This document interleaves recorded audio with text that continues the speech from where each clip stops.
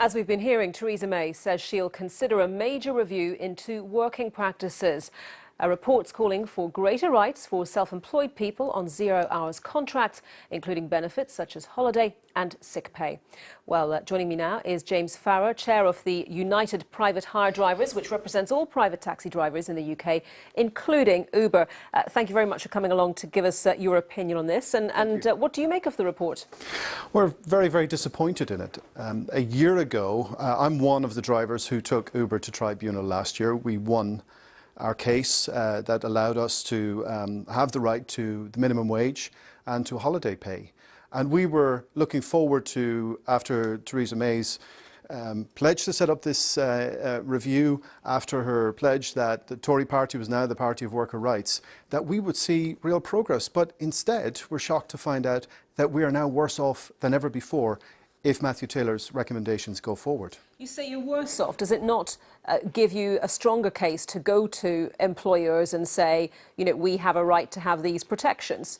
No, what's happened here is Matthew Taylor's actually put his foot on the scale to tip the balance more towards the employers. If I may explain. Please do, yes. Why do you say that? At the moment, the average Uber driver works 48 hours a week. That's Uber's data. We concur.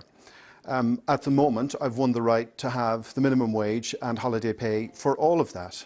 Under Taylor's recommendations, I would only have minimum wage protection and the right to accrue holiday pay for peak hours. So what would those peak hours be working for Uber? It could be 1 hour, 5, 10. It will be very few. And who defines that? Absolutely. Again, it will be, Uber will hold the data, so they will have a great amount of influence over how that rule is set, and we're not clear of how it would be regulated. Uber's response to this says it would welcome greater clarity in the law over different types of employment status. What do you read into that response? Well, it's nonsense, because if you read the emphatic judgment that we got from our tribunal hearing, where the judge said that our contract was fictions, full of twisted truths, he said. The idea that 30,000 of us are joined a mosaic of single sole trader businesses on a platform, he called that faintly ridiculous. So, you know, the law was very clear. The problem was the law was not being enforced. We talked to Frank Field earlier, who, as I'm sure you know, has campaigned on workers' rights for a very long time. He said he believes that if this report doesn't lead to serious reform, game-changing reform, he kept repeating that phrase, then, you know, the MPs in the House of Commons, given the political makeup at the moment, would actually make sure that it did offer substantial reform. So does that give you some hope that at the end of this there will be greater protections and rights for employees?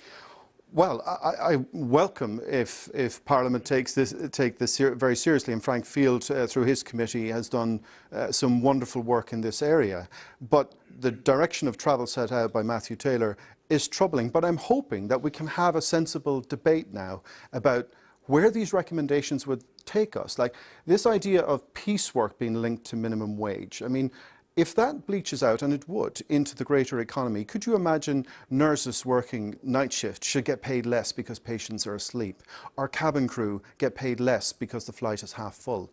I mean, peaks in demand and supply are what businesses everywhere, up and down the country, gig economy or not, have to deal with. And in this report, Uber and platform operators are getting that waived, that responsibility to manage that waived.